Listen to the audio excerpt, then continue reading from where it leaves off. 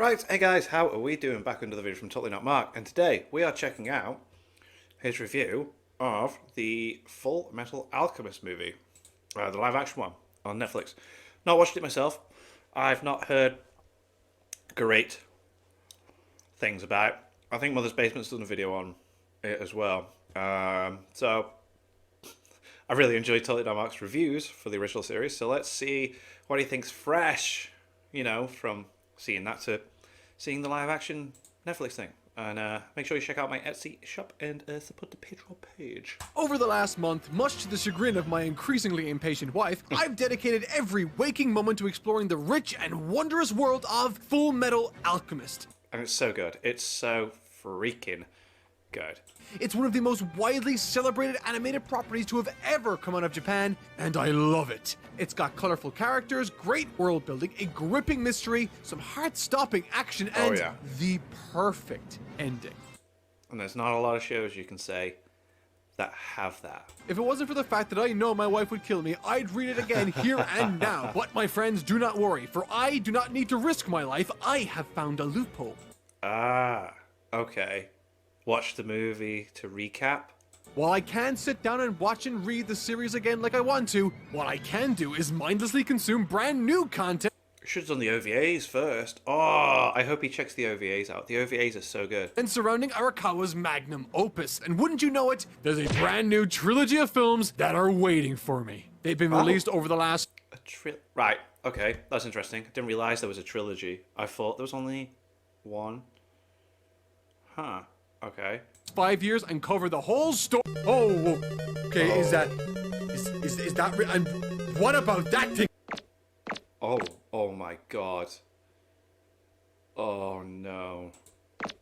Oh. So it would appear to be the case that this film trilogy for Fullmetal Alchemist is live action. Yeah, okay. How bad could it be, right? Oh, so if they... Okay. Well, in the past, I've been pretty harsh on live action, and the Dragon Ball Evolution movie, man. Yeah, but that's just a bad movie anyway. Adaptations and beloved animated properties. But look, the last thing I want to do is spend time with my say goodbye to Fullmetal Alchemist. Yeah, that's what I meant. So let's give this a fair shot, and who knows, it might be an incredible adaptation, or one of the worst things my eyeballs and mind have ever endured on this hellscape. Oh my god, was that foreshadowing?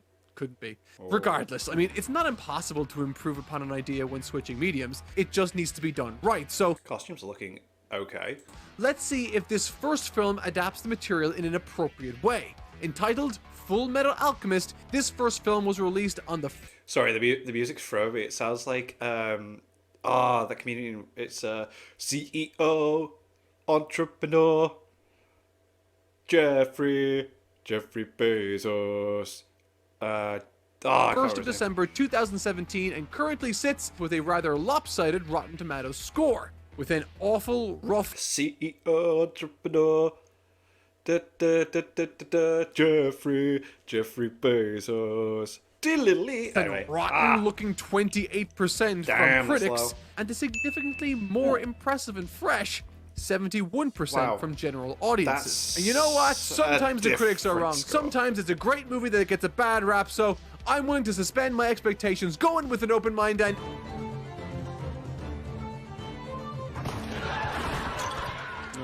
Fullmetal Alchemist 2017. So this one is a real barrel of laughs, and I mean that in both a good and a bad way. Costumes looking good there. Each film generally covers 1/3 of the mainline story, with this first installment covering the material up to Mustang vs. Lust. Oh, okay.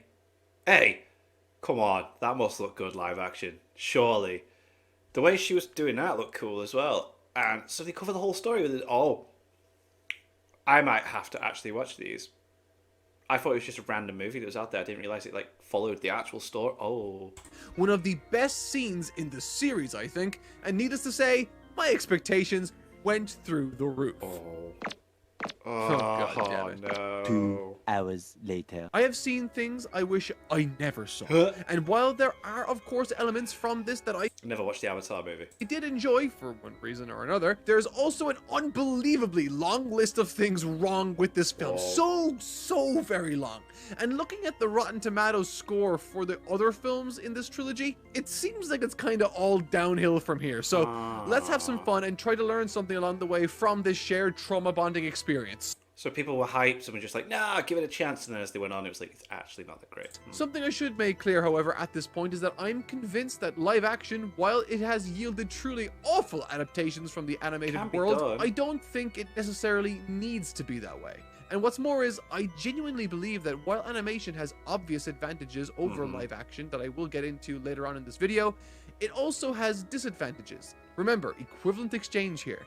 If there are positives, there are likely negatives associated with it too. And as I said, I will absolutely be getting into those in areas where this film shines. Seldom as those moments might be, but enough preamble, let's start the film.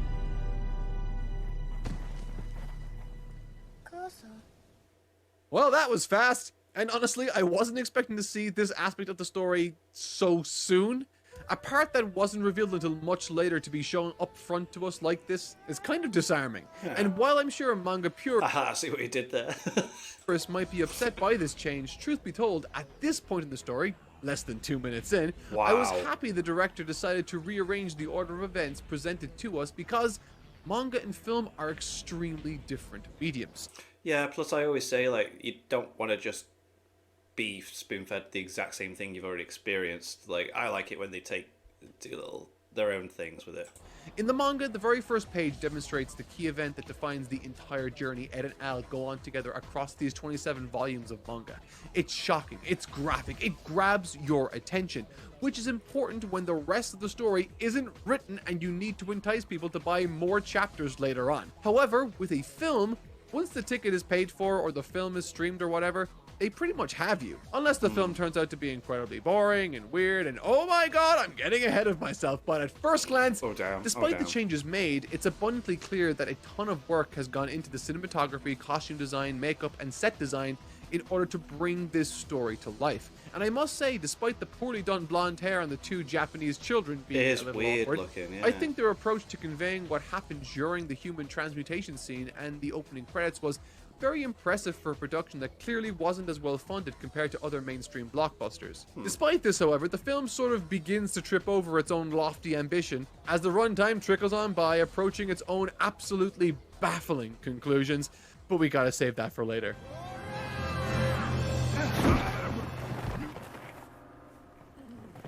God, that hair looks truly horrendous. That's like a cosplay straight out of terrible. Comic-Con or something far more local. Yeah, it doesn't look like money's been spent on that at all. Okay, so this is minor, but I think it's the first sign that a certain level of care wasn't taken with this movie's script. After the first scene, it's clear the director turned what was the first page into the first 10 minutes or so of the film, revealing aspects of the story that don't take shape until much later in the original run. And the issue here is that the film never bonded us to the characters, and while this thing that happened to them is awful, it's not nearly as effective at tugging on our heartstrings than it otherwise could have been. Yeah, we don't care as much as we should. The manga, despite opening with that first page, the rest of the first chapter, and indeed the second one, demonstrates Edward and Al in all of their glory and slowly feeds us information about their past, never outright stating much, but instead insinuating it through subtext. And by the time we eventually see the fabled event that took everything away from them, it breaks us and bonds us to them all the more, because we know them. In this scene, We a have no couple of clue. kids go surfing through a magic whirlpool. I don't know. We don't know these kids either. And in this scene that follows it, in the future, the action scene is much more fun than I expected, albeit still Does look sort cool. of cartoonish, which is a trend for this live action. I mean, surely for it to be like an adaptation of animation, it's allowed to be cartoonish in nature. I suppose, like, 'cause it does have its. It depends what he means by cartoonish, though. So if it means it's like trying to be comedic, then I don't know. Film, ironically enough. But it just doesn't even begin to approach the same level of emotional weight that the animated and illustrated versions provided. There are some genuinely well shot and realized action set pieces like Ed manifesting a spear around his That hand, but does outside look of that, it's cool. incredibly awkward looking. on. This is where the cracks really start to show visually, and trust me, there's a ton more that are far worse than this. We're still only at the intro of the film, and yet this is another aspect that I think highlights the shortcomings of live action yet again, unfortunately. And honestly, it didn't need to be this way. Last month, myself and my team worked on a comprehensive multi-hour review for HBO series The Last of Us. Which I probably would have checked out if I've actually watched the series myself. I loved the game. Strangely, never actually played it myself, but watched multiple playthroughs of it back in the day, like when Two Best Friends were a thing, PewDiePie's playthrough, and can't remember the third one, but really enjoyed them.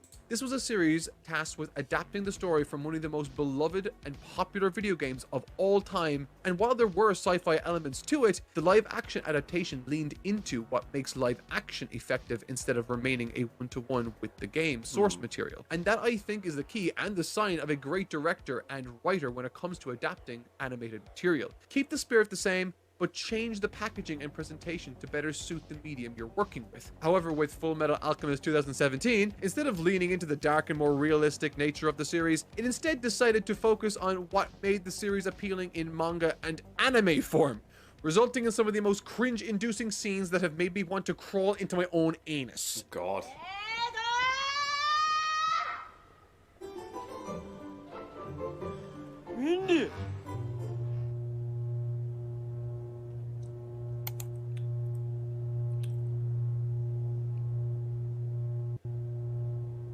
This is awful. And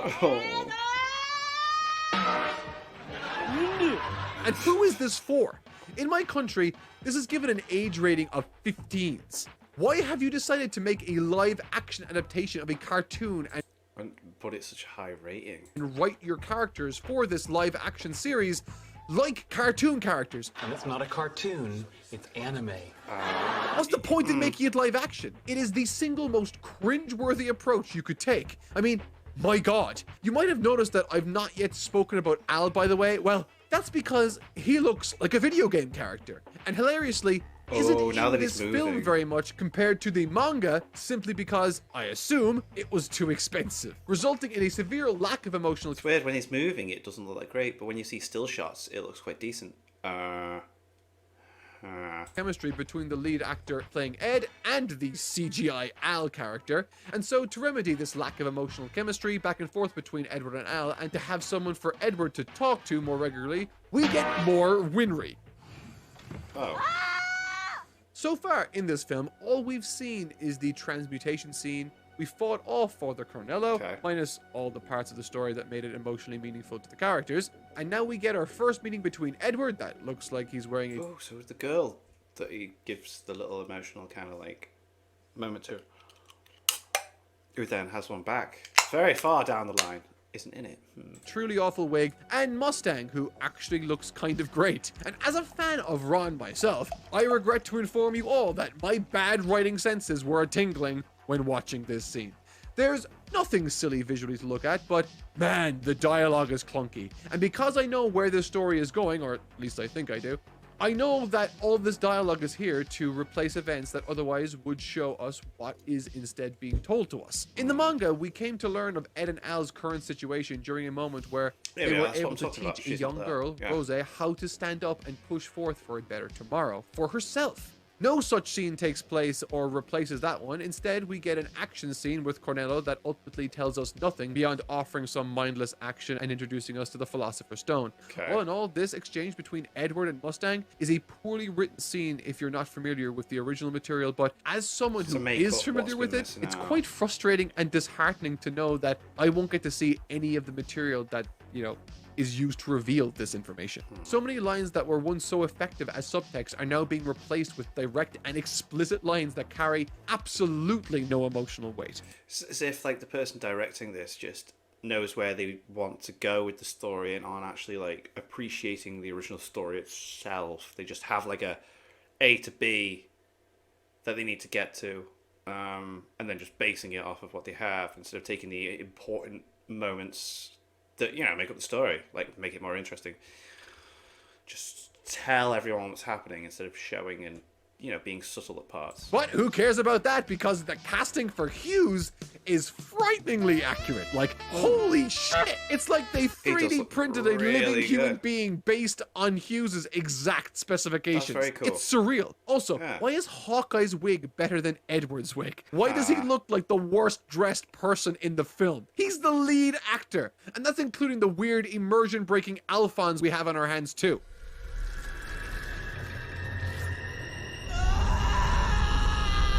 Wow. So much of this film either feels frantically fast because it's cramming so many different plot lines together, or extremely boring because they are talking exposition at us, or is unintentionally hilarious because it's a live action film that doesn't want to be anything other than a cartoon at times. And really, I think a big part of this film's issue is that while it's clear an unreasonable amount of work and Initially, they are looking good, but passion had gone into it, I think it was that reverence for the source material and desire to, quote, capture the magic that paved the way for so many of these seemingly perplexing decisions to be made in the first place. And on top of that, because this is only adapting the material up to Lust versus Mustang, they needed to figure out a way to write a story with some sort of emotional resolution, which, spoiler alert, doesn't happen. right. God, I hate this movie. Oh no! Oh no! Oh no! Oh no! Oh no! But I love that dog. God, he's cute. Oh, That is a cute dog that they've chosen, and that has to be intentional. Oh, what's that? The oh no! Oh no! Oh no! No! No! No! No! We're going to it. Oh God! And he's already shown what it looks like. oh wait, a cute, innocent girl, adorable dog I Yeah. want to make my friend. This means it's Show Tucker time. Yeah. 人語を理解するキメラだよ。 Ladies and gentlemen, I present to you all the image that convinced me to pick up the film in the first place. And let me tell you, I did not regret it. This is one of the funniest images I've seen in a long time. It's like a meme template built into the movie unintentionally. It's perfect. But this scene and section is where the wheels really start to come off the wagon and things get exceptionally silly. So typically when you adapt a work like this, which spans 27 volumes of manga, it's advisable to try to cut as much content as you can while maintaining the spirit of the property at hand. Yeah. Keep what's integral and important there. What this show does from this point is combine a ton of scenes together, do none of them correctly, along with, and this really surprised me, elements from the 2003 anime too. Just for fun, I Oh, weird. guess. Like, the Show Tucker scene, as you can see, didn't exactly strike the same fear into my soul as the original did, but in addition to that, they make Show Tucker one of the main villains of the story, all the while combining his section with the Dr. Marco introduction scene, only in this one, Lust kills him. They also combine it with some elements from our first encounter with Barry the Chopper, and of course, Lab number 5 towards the end. One of my favorite sections. Does this approach work? Absolutely not, you must be joking, but check this out. So, look, I'm not going to beat around the bush here. This film is really boring in the second act, so let's skip to the parts that I actually want to talk about, where one of the most terrible choices for an ending occurs. I can get past the constant rearranging of scenes. I can deal with the emotion not really being there. I can even get on board with these sleep paralysis demons that looked like they were made with all the same care as the 1998 Godzilla movie. What I cannot accept is a truly horrific misunderstanding and misrepresentation and mutilation of what was one of my favorite characters in the entire series and my favorite So they ruined Mustang. No, no, no. I'm gonna have to watch these. I'm gonna have to watch these. scene in the entire story. They do Mustang so dirty in this film, and while his cool fire scenes aren't nearly as cool as the anime or manga, the problem I have isn't actually anything to do with the visuals, if you'd believe it. But to catch you all up on what's happened in the movie, Tucker is freed because 2003 anime exists and we need a villain that doesn't just show up out of nowhere at the end. Ed and Al have fought, and Al says some truly out of character things to his brother that he otherwise would never have done in the manga. Also, Ed fights back, another What? thing I don't think he'd do. They get back on the same page, Hughes is killed, and Mustang is framed instead of Maria. And that part, Let's go. Wow. This sounds insane. This sounds insane. It's important. So at present, Mustang is cornered. On one side, he's facing Maria Ross, as well as a bunch of armed soldiers on her side. And on the other is Edward and co. So what does Mustang decide to do? This is so dumb.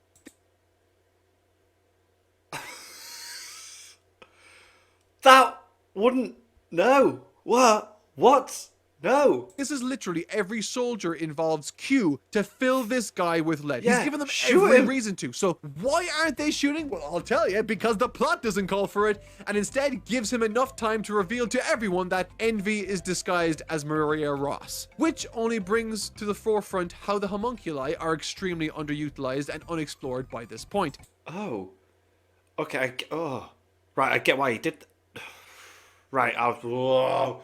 I get why he did it then, but still, they should have shot him right there and then, because they don't know what's going on. Oh. We've only seen one scene with them alone together or talking, and it only served the purpose. Did he actually know beforehand, though? Oh, God. That confused me. I thought basically he was like, right, okay, no, I'm not getting caught, but no. Turns out he's trying to reveal that, but he's right. Why didn't they shoot straight away? They don't know that that's the case. Of highlighting Envy's power in the first place for this very scene. Furthermore, for the homunculi to make a mistake like this one Envy makes, it really devalues the sort of conspiracies they were capable of in the original story. I can appreciate how tough it is to create one film based on 1/3 of a story, specifically because unlike most other long manga, this doesn't have arcs, it's one long continuous story, but man, at least try to keep it somewhat consistent. I take it back. Keep doing this for as long as you want. Alright, so Lust stabs Mustang. Alphonse is the damsel in distress because it's way too expensive to have him in the film that much. And Tucker is holding him hostage. Until Lust kills Tucker. Why though? So let me tell you all the story of how this film fundamentally ruined and didn't understand the basic message behind Mustang's revenge story in the manga. You see, in the manga, Arakawa wrote this long mystery surrounding Hughes' death, and instead of Mustang being the one that was framed, Arakawa decided to frame it on his subordinate, Maria Ross. Yes. By doing so, it created the opportunity for a load more mystery and shock surrounding Mustang's application of force, supposedly taking her down. Segueing that part of his story into killing Lust for defense of others was one thing, but he was never outright murderous in those scenes. Even when we were misdirected by the plot itself, I knew he'd never do something like that, until finally, the twisted and winding path these characters are dragged down brings him face to face with the killer of his best friend. And this is where Mustang snaps. Obviously, it's awesome to see Mustang exact the same sort of revenge we all collectively want as a reader, but Hawkeye reminds him of who he is. Scar reminds him that going down Everyone this brings him path back, is yeah. one he can never truly come back from if he goes So, through wait, with killing Envy where did so it do cold-heartedly. And the final message of this section is, despite having all the reasons in the world to hate Envy, Mustang chooses to do the right thing. He chooses to be the best of himself. He chooses not to be ruled by hate and to instead leave Envy as a blob on the floor. It's my favorite part of the entire story, but this film says fuck it and just has Mustang kill both Lust and Envy for the lulz. Like, what's even the point of the character now? Thematically, he's an entirely vapid caricature of the original that lacks any and all of the emotional messaging behind the entity that he's based on. Out of all the atrocious decisions made in this film, of which there are a dizzying amount, this is by far the most egregious. It entirely misses the point of the character, and in an effort to efficiently go through the material of the original manga in this film, the only thing they succeeded in being efficient with is assassinating Mustang's character. Jesus freaking Christ with this movie. So yeah, that's the first film, and supposedly the best one. Pray for me. Fullmetal Alchemist, The Revenge of Scar. Due to what I can only assume was an outstanding box office performance. We going over all of them? Alright. Okay. Cool. From the first film in 2017, it appears the powers that be saw it fit to grant it a sequel 5 years later, and a third film. Sick. Alright, okay, we're covering all of them now. Right, alright, let's do this. That same year. What? So, how does this long-awaited sequel stack up to the first film? Well, it's complicated. what we are faced with here is a fundamentally different approach to adaptation that this movie takes compared to the first. And believe it or not, I actually think it's largely for the better. In some ways, in some areas. This film still has a lot of strange stuff for sure, but largely I think we're going in the right direction. So what do I mean when I say a fundamentally different approach? Well, when I was watching the first film, amongst the absolute non-stop barrage of bad acting, CGI, writing, the whole 9 yards, one element really stood out as a huge issue that brought down everything around it, an element that this sequel seemingly recognized and worked towards improving. And that element is tone. Throughout the entirety of the first film, I just could not get over how dire and depressing everything was. Okay. Fullmetal Alchemist is certainly a work of fiction that never shied away from tackling. No, it's dark, but it has its light-hearted moments and it has its downtime where you get to know everyone and you think, oh yeah, cool, like a slice of lifetime, and then, oh god, we're back in it again. Darker motifs or sifting around the minutiae of a character's horrific inner monologue.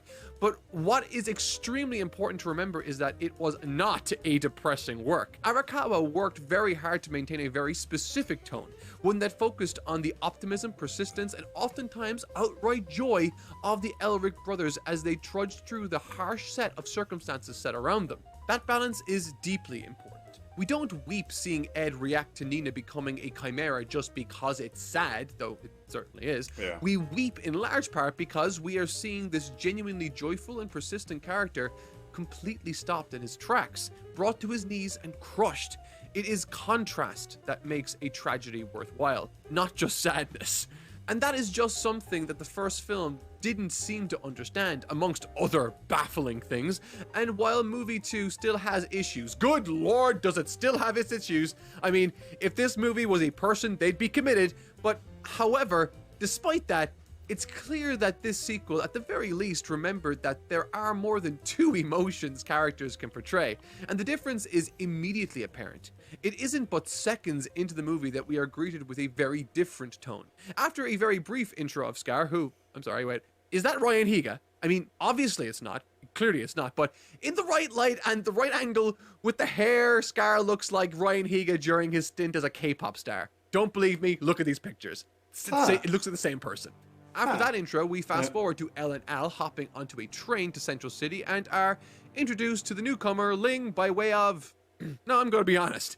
Seeing an actual real-life human person splayed out on the floor like that, it got a giggle out of me. And check it out. I'm laughing at this movie for something funny they did on purpose. Literally the first time that's happened. Damn. I mean, was it intentional then or what? Ed and Al's entire interaction with Ling and co are wonderfully breezy compared to the depressing slog of the previous film scenes.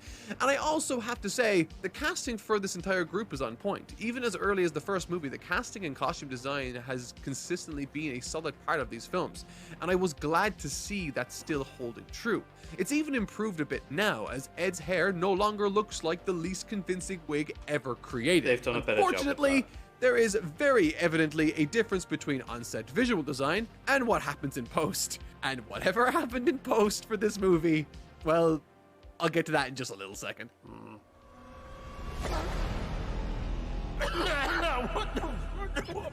Now, based on my praise of this movie's tone and design so far, you might get the impression that I think the sequel could possibly qualify as a good movie in some small way. And you'd be right.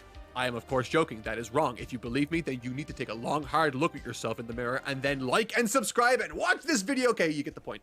Even though this film lands on a more faithful tone than its predecessor, that does not magically fix a complete lack of character writing, coherent visual direction, or the abundance of sheer plot insanity that takes place here.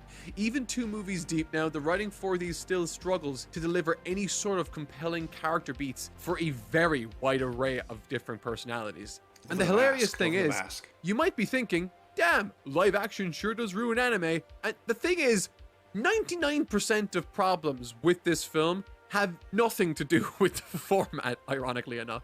Turning this live action film into an animated production wouldn't change very much at all. I mean, I've spent over 4 hours with movie Al at this point, and I feel more familiar with the cashier lady at my grocery store, shout out Mary, and time again, this movie tends to sprint through important character development because it simply doesn't have time to establish what are the fundamentals of storytelling. making for a bad story, shockingly enough. It has nothing to do with the medium. Like, take this for example.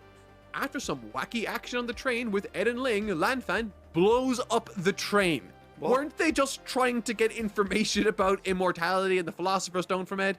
It seems like such a weird and extreme thing to do that just doesn't track at all with the internal logic of the scene. But I guess when you have just a couple of minutes to introduce these characters, establish their goals, stage a train heist, and then derail the train literally, I guess consistent character writing just kind of naturally goes off the rails.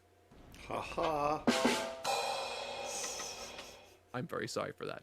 So after over 2 hours of non-existing on screen previously, we are finally introduced to President Bradley. And Wow, why is he brought in so late? That's mental. Then there's the... Oh, there was no kind of antagonistic force within the first film. That's why they brought the Doctor in. Because he was quite questionable at first, wasn't he? And then... honestly, he looks pretty sick too. Casting, once again, spot on. And while Bradley is chilling and looking all important, the military guys behind him can seem to restrain an already restrained, tied up group of bad guys. What is going on? Oh, dear. Okay, I have to say this. Pause. What the hell is with these guards and soldiers? They just absolutely suck. They suck hard. And you will see that it becomes a bit of a trend in this film. I'm not going to get into it too much, but they just fuck up so much in this film. Anyways, Ed and Al are very quickly briefed on the Scar situation, and then they take off into the city alone because I guess that's just how they roll. They then immediately stumble upon May. Once again, I will humbly admit that it got a bit of a laugh out of me seeing her splayed out on the ground like that. And as soon as May is resuscitated Again. and fed, Ed ends up chasing after her for totally legitimate reasons. I don't know. And would you know it, she happens to run directly into our Scar? old pal Scar. I mean, like, immediately run directly to him by Oh pure my coincidence. God. And wouldn't you know it, at the very same time, a random soldier just so happens to be yelling Ed's full legal name and title within earshot of Scar, so that he can now know that Ed is an alchemist. I really wish I was making all of this up. It's hard to imagine Wow. how something this ridiculous and amateurish made its way through a real-life writer's room. Like someone read this and thought, yep, that looks good, let's print that. Now, I'll spare you the details of the CG fight fest that ensues later on, but the Scar fight does the most, and I do mean the most important thing in this entire movie's runtime. And that is introduce live-action Armstrong. Okay. Folks, I won't mince words with you. Not only is Armstrong the funniest fucking thing I have seen all week, but I'm going to go so far as to say that his character design is the perfect microcosm of this film's entire approach. No way. If you want to understand this movie, just look at his weird head. Like, on one hand, I don't think anyone can knock the way this person looks as being inaccurate to the character he's based on. That certainly is Armstrong. I mean, Yeah, it quite definitely. literally cannot be anyone or anything else. Other than that, In yep. fact, Okay. the vast majority of this movie is deeply invested in honoring its source to its dying breath. Its dying, gasping, mutilated breath. Armstrong looking like that, characters splayed out on the ground, Ed literally shaking when being called short, even all the wacky silliness of Ed trying to lure Scar out later on. The entire movie is completely unabashed in its dedication to its anime source material. And that is both a good thing and a horrible thing. On the one hand, I think it's important to retain the element of the work that made it so successful in the first place. So often anime or video game live action movie adaptations are almost embarrassed of their origins and tend to adapt themselves so far away from their source material that the soul of their work is completely lost in translation. These guys have gone so hard into trying to make everything look the same. And that's obviously not good. But on the other hand, it might be just as bad to completely ignore the strengths and, more importantly, weaknesses of a given medium when creating an adaptation. Neil Druckmann, creator of The Last of Us, like I mentioned before, recognized this very fact when working on creating the live-action adaptation of his game. While mowing down hordes of zombies is super fun and totally works in a video game context, watching a real-life human being mow down dozens of zombies and kill and mutilate hundreds of just way too many living people is deeply unhinged. Yeah. And to that same end, So many of the tendencies and tropes of anime just look outright silly in this movie. I'm supposed to be emotionally engaged in a tragic scene of Armstrong holding a literal dead body of a deceased child on the battlefield, but I mean, God. just look at him. You All I can't. do- It takes you out, doesn't it? Some things do just completely disconnect you from what you're meant to be feeling, even if it's unintentional. Like okay, cool. They've made him look exactly like you would if it's a live action version of him, but no. You can't look at that and think, yes, that's emotional. Like, do is in real life out loud laugh at this. And I'm assuming that's not what they're going for here. So all in all, I think the more lighthearted and anime approach this movie took is actually a net positive, but it is only a net positive because the first movie was so deeply unenjoyable to begin with. Yeah. With this second movie, I might still not give a single shit about almost every single emotional beat or character in its given runtime, but at least I'm having a good laugh along the way, right? So, anyway, Ed head back to Pinaco's place for repairs, and we cram a whole lot of different plot elements and moments into this tiny trip.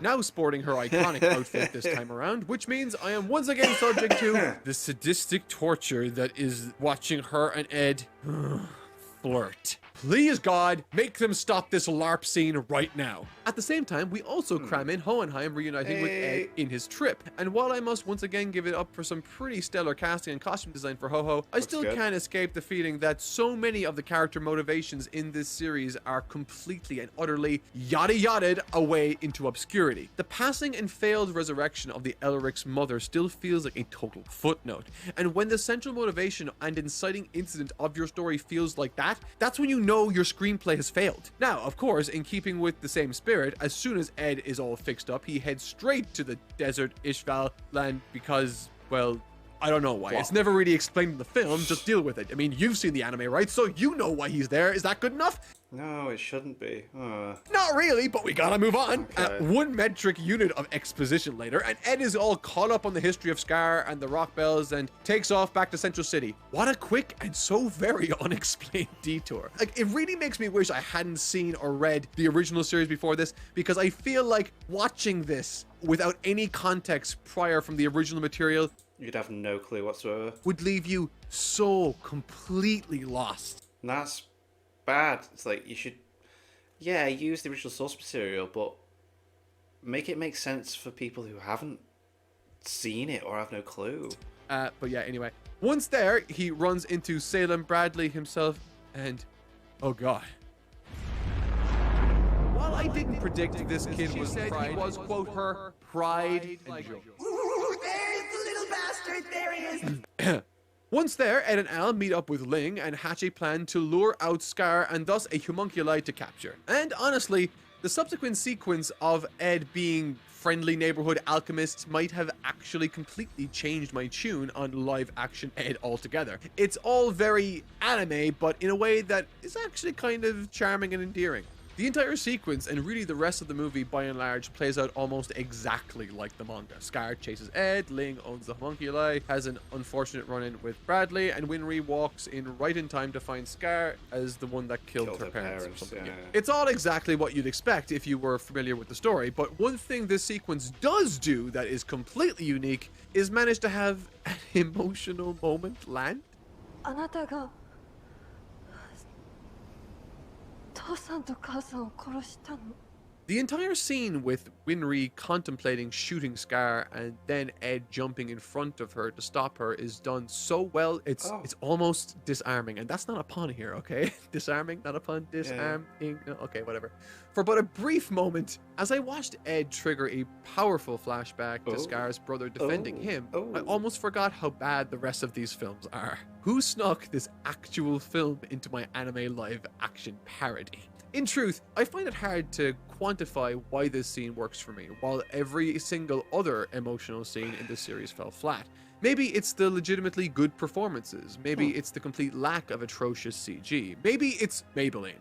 Whatever the case, despite all the odds, it's probably the best scene in the entire series so far, and it really makes me wish the rest of the movie would have reached these heights rather than being stuck in the proverbial mud. And speaking of the proverbial mud, I glanced over the single best visual spectacle of the entire movie. Maybe in all of cinema history. You see, As they were escaping the nefarious clutches of President Bradley, Lan Fan resourcefully throws a flashbang grenade to blind her foe. And as the stock Adobe After Effect light effect grazes our screens, we are treated to Bradley throwing a sword at the two with his PNG powers. Just look at it. Ling clearly is not as amused by Bradley's PNG power as I was, because I was inconsolably laughing. That looks I fell off my chair. awful. I hurt myself. This film hurt my sides so bad from laughing that I'm now going to retroactively give both the first film and this film certified 10 out of 10. I'm going to register myself as a critic on Rotten Tomatoes, just so that there's a registered critic that says this film's a 5 out of 5 or 100% or certified fresh. I mean, just look at this. Okay, where was I? Oh yeah. Gluttony is on screen, and with the power of some grenade no jutsu, Ed and Co managed to tie up Gluttony just like the manga. And just as I mentioned before, while this is accurate to its source material, it is just really hard to get past how goofy this looks in real life. But honestly, at this point, I've embraced it. You go, Ling, toss the blobby body sphere into the boot of your car. At the same time, Scar is completely neutralized by Hawkeye with her impressive feat of shooting him with a pistol. That's all it took? What about the entire line of soldiers earlier with the guns aimed at Scar? What happened to them? Why didn't they shoot him? They could have. He's just a guy. That clearly would have done the trick.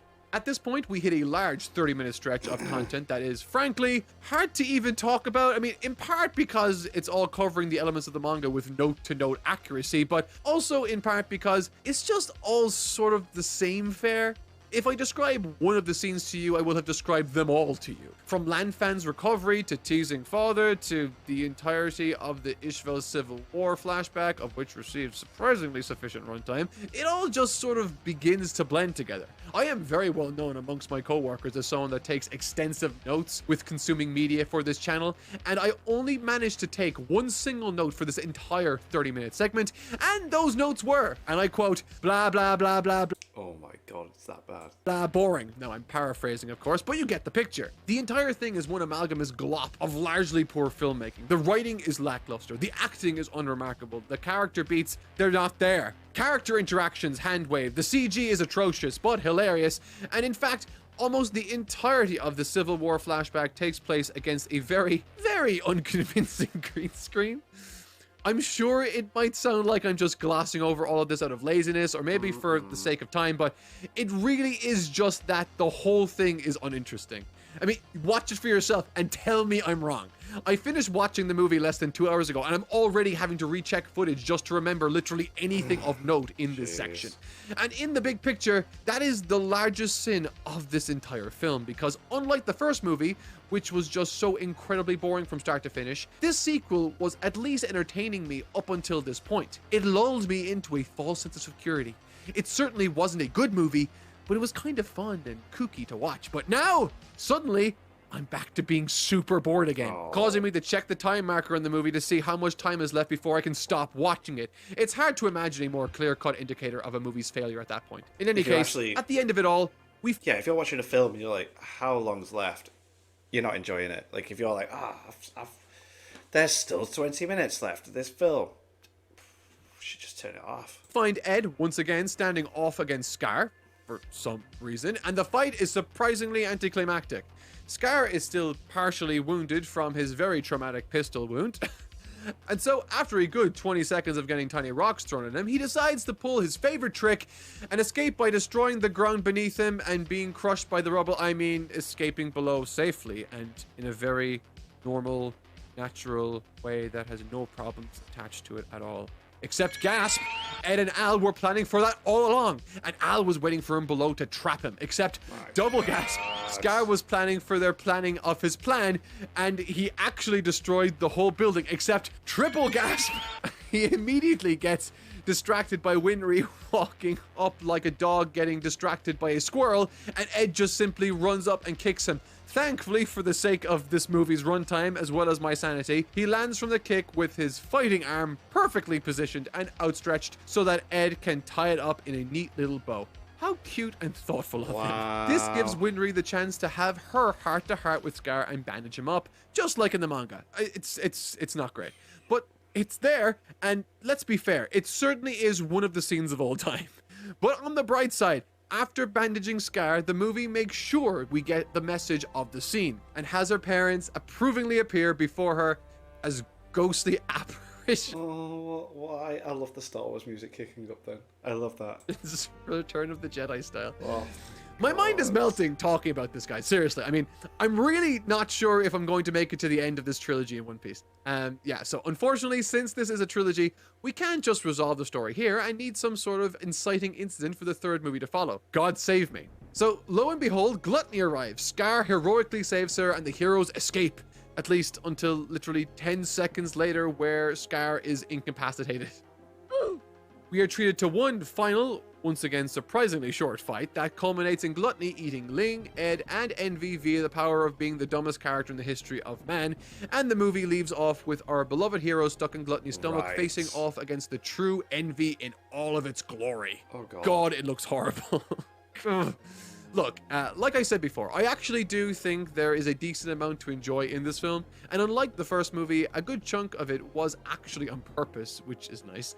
The casting, set design, musical score, costume design, and even a lot of the acting was very enjoyable in one way or another, and I found myself largely entertained for at least the first 2/3 of the movie.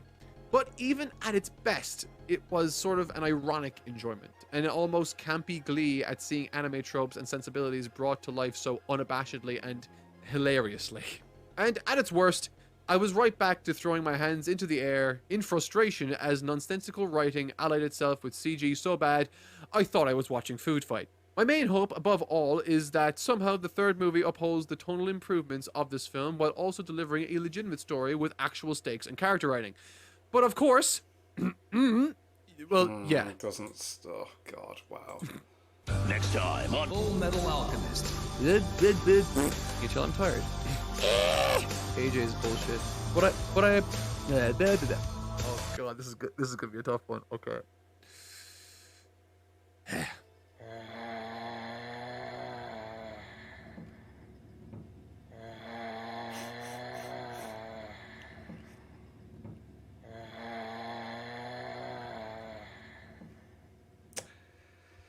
Wow. Okay. That was definitely something. Oh my god. I might check these movies out. I think Mother's Basement. I've definitely seen a video on Mother's Basement channel. I'm not sure if I've seen more than one, but I think what I might do is wait till Totally Not Mark's done, if he's doing it, if he does the third one, then watch them, and then see if Mother's Basement has done more than one review, and then check that out after the fact. That'd be an interesting one. Yeah, we'll do that. And anyway. Make sure you check out my Etsy shop. Link is in the description there for t-shirts and hoodies that I've designed for you to purchase. Greatly appreciated. Really, honestly, buy. I've got UK and US versions so that the postage is fine, So, yeah. And thank you to my patrons. If you want to have your name at the end of every video I upload, link in the description of the Patreon page. $1 a month is all I ask for as well. It's greatly appreciated. Thank you for that. And thank you all for watching. What do you guys think of that? What do you guys think of this? Click like, subscribe if you haven't already. Leave comments down below. Let me know if I should watch some future videos. I'll see you guys, all you guys, next time.